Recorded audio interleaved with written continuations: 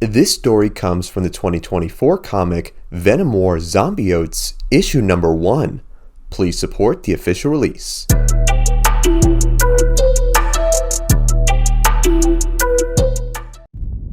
The story begins where we see a Roxxon security truck parked outside of a New York convenience store, where the driver nervously awaits his coworker as he receives radio reports of mysterious web-slinging monsters going throughout the city, eating anybody in their path. Wondering what was taking so long, the man was met with a sudden sound which startled him, which just ended up being his partner Dougie with a handful of snacks, who wondered why the man was so jumpy. The man who we come to discover was named Mac, then justified his fear by informing Dougie that this reported outbreak was getting quite serious, having apparently even spread to the city morgues, causing the dead to rise again. Thinking his friend was worrying too much over this apparent zombie invasion, Dougie accidentally dropped a bag of candy and told Mac that even if there was an invasion, they lived in the most superhero-populated city on the planet, and they surely would be protected. Retrieving his bag of chocolate, Mac looked up at the city skyline and saw the silhouette of what appeared to be Spider-Man swinging through the night. Taking this as confirmation of his advice from before, Dougie reassured Mac that he had nothing to worry about, only for a powerful force to instantly pounce upon the man from the skies above. Shocked at what he just witnessed, Mac stepped out of the truck to see just what happened to his friend, only to see the horrified Dougie pleading at his partner to drive away while he was consumed by a terrifying, zombified Venom-like creature. We would then see that the rumors of this outbreak were more than true, where we see the still living She-Hulk and Hellcat battling hordes in the city streets, with Hellcat affectionately calling these apparent zombie symbiote hybrids Zombiotes, only for She-Hulk to think that name was terrible as she whipped a dude right in the head with a tire. Having limited contact with the Avengers, Jennifer informed the woman to take caution, for even the slightest bite could cause even the most powerful heroes to become infected. During this battle, we would see one of the Venom zombies approach a pair of children, only to be met by their teacher, telling the monster to stand down. Despite this noble effort, the teacher was powerless against the zombie, where it soon fed on him, infecting him with the virus. Taking out the zombie who just infected the man, Hellcat, not exactly having the best superhero bedside manner, told the children that their teacher was gone, where she was scolded by She-Hulk on this, only for the woman to retort that these children needed to learn fast that this world was a dark place.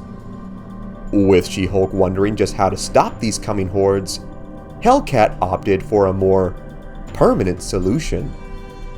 Approaching the freshly infected school teacher, Hellcat took a page out of Mortal Kombat's book, where she then used her strength to tear the man's head right off his body. Proceeding to use the zombified teacher's cranium to then unmercifully beat down the other undead around her, Hellcat's brutal rampage was then promptly stopped by She-Hulk, who scolded the woman, telling her that at the end of the day, these were still people who could be saved. Before she could continue her virtuous speech, Jennifer perhaps then realized that Hellcat was right, and that things were truly hopeless, as she witnessed Hellcat soon be overpowered by the hordes, where they proceeded to feed on her.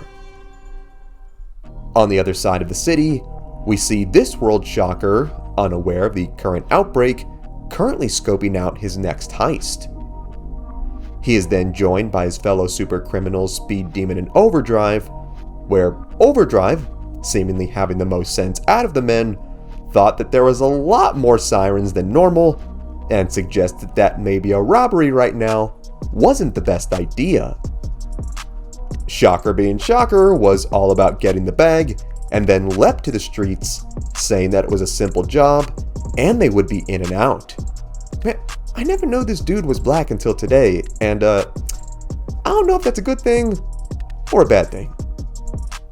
Setting their sights on the prize, the men turn their gaze into the armored truck from earlier in this story, not realizing the horrific fate it had encountered. Shocker then did what he did best by shocking the barreling vehicle, sending it hurtling to its side. Going in to check on the drivers, Overdrive questioned the mysterious black substance covering the car, where he was soon met by the zombified symbiote drivers who were delighted to sink their teeth into their first meal. Seeing his comrade get completely mauled by space zombies, Speed Demon asked Shocker if he too was seeing this, where the man apathetically replied, saying yes, and that he could care less and saw it as a minor inconvenience, and all that mattered was his payday.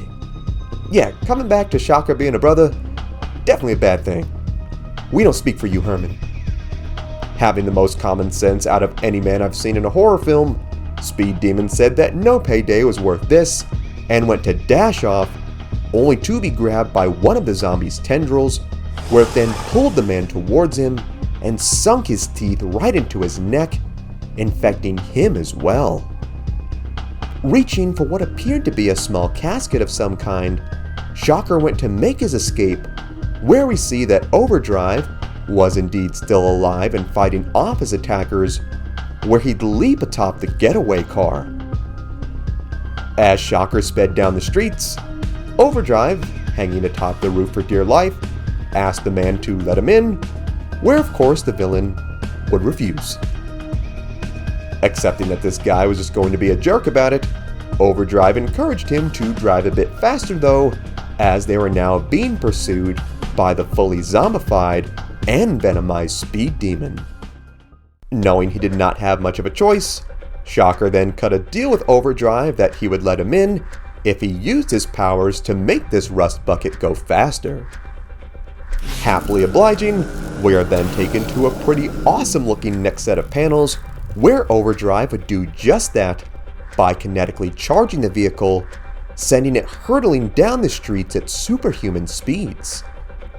Overjoyed to have outran his pursuer, Shocker mocked Speed Demon, only to hit a pretty gnarly bump, causing the vehicle to come to a complete stop. Oh god, please don't tell me Overdrive didn't just fall off and get run over. I was really starting to like that guy. Luckily, this bump was not Overdrive, and was just our unfazed buff green muscle mommy She-Hulk, who thanked the guys for the soft landing. Seeing this job is completely cursed, Shocker says that this is what he got for knocking off a group of necromancers, which leads me to realize he may have a much bigger involvement with this outbreak than we all realized. Overdrive, having much better manners, asked the woman if she was alright, where Shocker was much more concerned about his wrecked car, and threatened She-Hulk if she had damaged anything within the mysterious casket that he retrieved from the robbery site. Shocker, I mean, come on bro, you get dogged by Spider-Man regularly. What are you going to do against a literal Hulk? Before they could collect themselves, the group realized they had much bigger fish to fry, where they were met by the now zombified Hellcat and Speed Demon, leading an entire zombie symbiote army racing behind them.